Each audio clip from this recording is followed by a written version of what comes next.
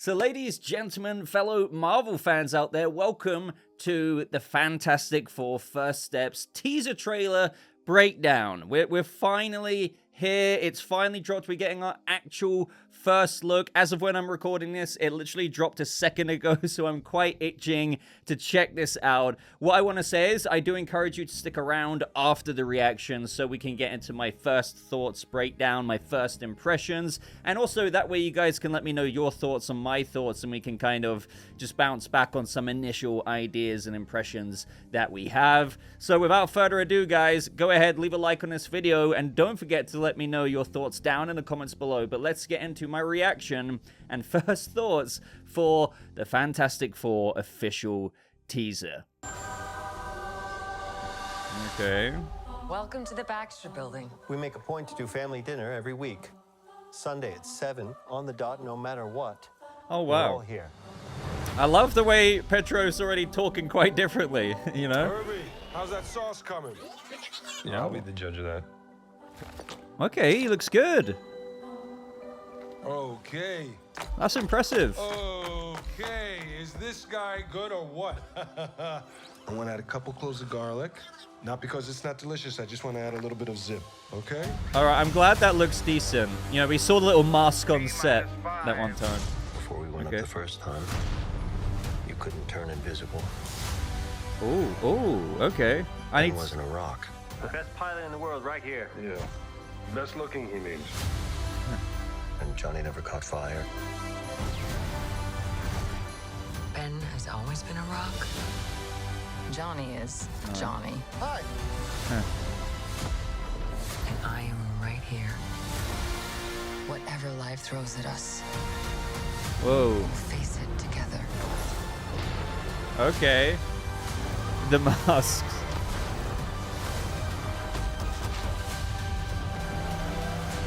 Whoa. Oh, wow, As a okay. family. that score. Fantastic Four. Wow, okay. All right. So, man, where do I begin? First impressions is that I like it. The vibe is, you know, it's kind of like a breath of fresh air in terms of you want Fantastic Four to be good. People have all kinds of apprehensions going into it. You want it to be better than the previous iteration. Say what you will about those, but you know, Fantastic Four, I think this is one thing that has always been hard for a lot of Marvel fans, is that it has so much potential, but it's not really come to fruition in the ways that people have wanted, let alone we haven't had them in the MCU, just kind of like the X-Men, which we're eventually going to get, until now. So obviously you want the Fantastic Four with a lot of potential to be good, and you know, I feel like I can breathe in now because that gave a good first impression. For an official first teaser, you know, they got across the family vibe between, like, the chemistry is there. We had the cast talking about that before the countdown happened, and I know a lot of people got annoyed with the countdown because you had the countdown, people set their alarms for like 7 a.m. Then it's like, oh no, 1 hour from now. It's like, okay, right, an hour from then, and then boom, no, it's still, we got some cast interviews, which I appreciate, but I'm already tangenting. I do see the chemistry between the cast, and that's another vitally important thing when doing the Fantastic Four. You have to nail it down there because that is a huge component and dynamic of this Marvel team. I absolutely love the retro futuristic vibe. That's something I'm a big fan of in all kinds of projects, like Fallout being another one of them. And I knew this wouldn't go too ham, but you see like Herbie there at the beginning, and I know we've seen him, I believe, from the posters for a long time. But the overall aesthetic, I dig. Again, production design and even the visual effects of what we see is very important. And so far, design-wise, retro-futuristic, I'm liking what I see. Now, speaking of visual effects, I will say that the CGI for the Thing looks decent. And not only that, guys, they have time to polish it up even more. Now, without sounding too nitpicky, I obviously can tell that this is CG with, like, the way the eyes go into, like, the rock formations there. But, you know, I'm not, that's not me, like, going down hard on it at all. Like, CG is CG until we get, like, such advanced, crazy stuff where you can make the Thing look actually like, I don't know, like me here on screen, that would be mad. But for what it is, I think it looks pretty decent. And I already love Ebon Moss-Bacrach's kind of demeanor as the thing. Like, okay, he's got that. He doesn't sound too goofy. He just sounds like what you would want the thing to sound like. There's no other way for me to really put it. And same with Pedro Pascal as Reed Richards. I was caught off guard a little bit hearing him put on a bit of a different kind of voice. It's still Pedro's voice, but obviously, and I kind of respect it, he's trying to actually make Reed seem, hey, I'm not just Pedro Pascal playing Pedro Pascal here, not saying that he does that in loads of roles like some other actors do, but here I just appreciate that as Reed, he does come across as, hey, like I'm a bit more sophisticated and smart, maybe even the world's smartest man. He almost sounds a bit jittery with the way he the cadence in his words there. We make sure to do family dinner every week. And Sue Storm. Wow. Now, speaking of just like all the characters, we get to that point where we have Reed saying, before we went up the first time, you couldn't turn invisible, and he goes through each one of their powers, and you get to see like when they go up there and they get hit by the cosmic ray, and you can see like their ship or their shuttle, whatever, at this point is kind of malfunctioning, and you can see like almost immediately, I mean, granted, the way the trailer's cut, this might be a few minutes into them having launched up there and them getting their powers, but she's starting to glitch out and she's going invisible here. You get like that other angle of Reed holding Sue's face. She's just like fading in and out. Like, I'm really looking forward to all of that. Like, origin movies, all while a lot of the time these days we have seen a lot of origins to the point of where directors are even skipping origins and going like 1 to 2 years into their career already. I'm looking forward to seeing the MCU's iteration of the Fantastic Four origin here. Then you hear Reed saying, and when Ben wasn't a rock, and you see them joking, say, oh, the best looking, and you see the Thing going up to a store window selling TVs, playing that clip. And, in the reflection, he sees himself. And this is probably at that point in time where he's kind of grappling with what he's become. That's going to be, again, the cool thing about doing an origin is not only do you get the fantastical aspects of getting launched into this iteration of the Fantastic Four from the beginning, but you also have all of these other things going on in the movie, but also how the characters are dealing with this. And I think if you're doing a Fantastic Four movie, I understand why you'd want to portray the origin rather than skip that and do like a Batman Year 2 with Matt Reeves, or Superman is X amount of years into his career like James Gunn, because the Fantastic Four, one of the core components is their family dynamic. And a way to really show their family dynamic is to show how, amongst all of this crazy crap that happened to them, and then coming back down to Earth and still dealing with that, they still melded together and came together to give us that amazing image of the Fantastic Four towards the end. And I know not everyone's a massive fan of that look, but to me, it's so cool and retro from the comics, like old-fashioned, but hey, this is 2025 and we're doing a movie like this, but it makes sense because of the time setting that they're in the movie, so we have that excuse to do this, like, this look of this team, and they look so comic book Fantastic Four. Right there, my voice just broke, but that's how cool I find this. I really appreciate that a lot. I mean, I know this is what we've known the designs to be for a long time, but seeing it like that with all these arrows pointed at them, I guess this could be a presentation, perhaps even after the first time they've come back with their powers, and I don't know, like they're showing people, I don't know. There's a lot about this movie we don't know.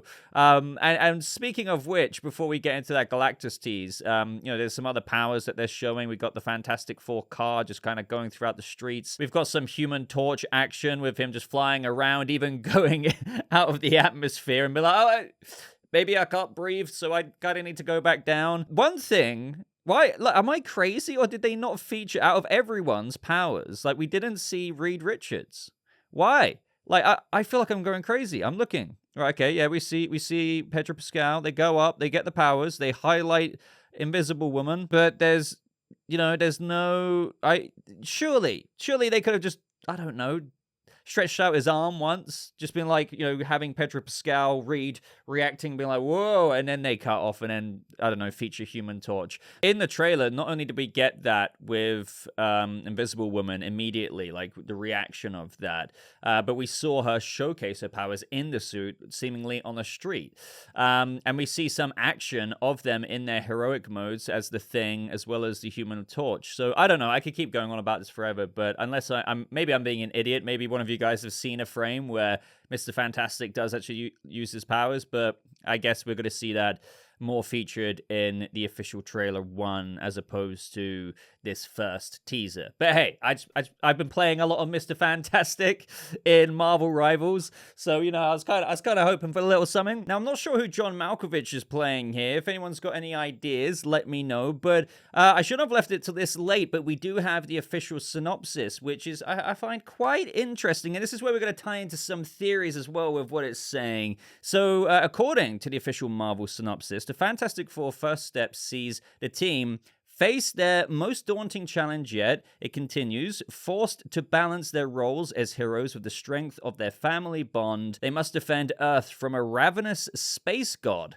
called Galactus and his enigmatic herald, Silver Surfer. And if Galactus's plan to devour the entire planet and everyone on it weren't bad enough, it suddenly gets very personal. Now, we see Galactus in the trailer, but now, again, maybe I'm looking too into this, but the Franklin Richards version of Galactus, so the son of Reed and Sue Storm, has been a theory for a while, and again, maybe I'm looking too into this, but the fact that it says, okay, you've got Galactus's plan to devour an entire planet, and, he's got his enigmatic herald, Silver Surfer, of which we didn't see in the trailer, Julia Garner's Silver Surfer, which could still be Shala Bal, by the way, not the actual Silver Surfer, but the kind of lover of the Silver Surfer. But it still remains to be seen if they're going to make her iteration the Silver Surfer of the MCU. Maybe you don't know what I'm talking about, but there could be a reason why it's not the traditional one, and there could still be the actual one. Either way,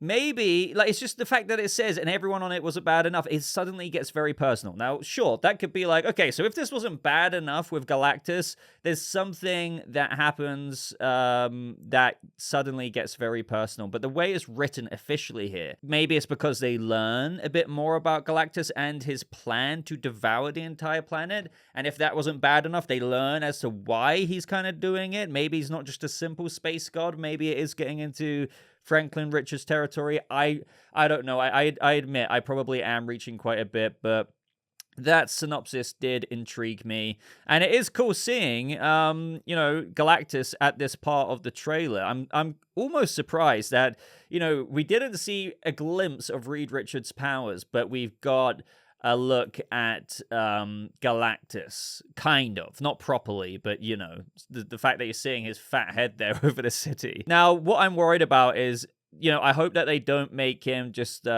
I'm a space god devouring the planet for devouring's sake. I'm just simple kind of end game boss, and you need to beat me. And I'm not saying Galactus, of course, is a part of his character, but I just hope that they do make him more than just beat 'em ups kind of villain, more than just button mashing the crap out of your character until he's defeated. I need something more than that. So maybe that's why they wanted to also add in, if his plan to devour the entire planet and everyone on it wasn't bad enough, it suddenly gets very personal.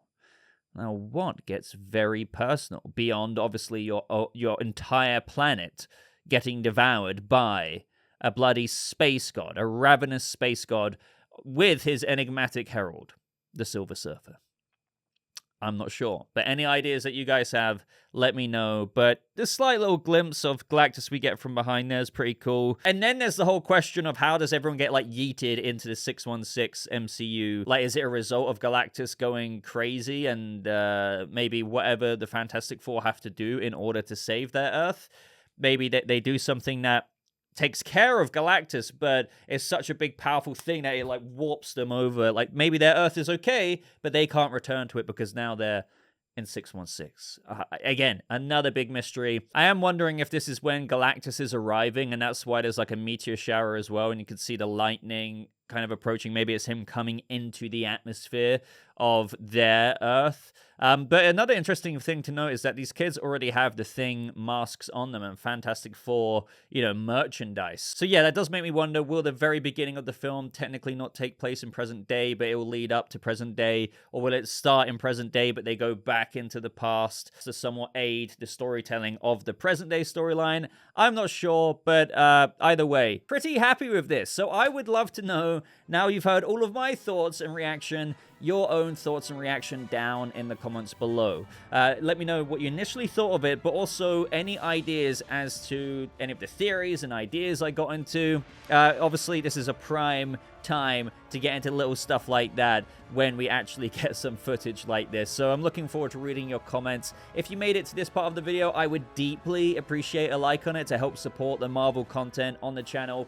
help it grow out there a bit more, and obviously subscribe for more Fantastic Four videos just like this. But until next time, ladies and gentlemen, again, thank you so much for your support. I hope you have a lovely rest of your day, and I'll see you fellow Marvel fans in the next video.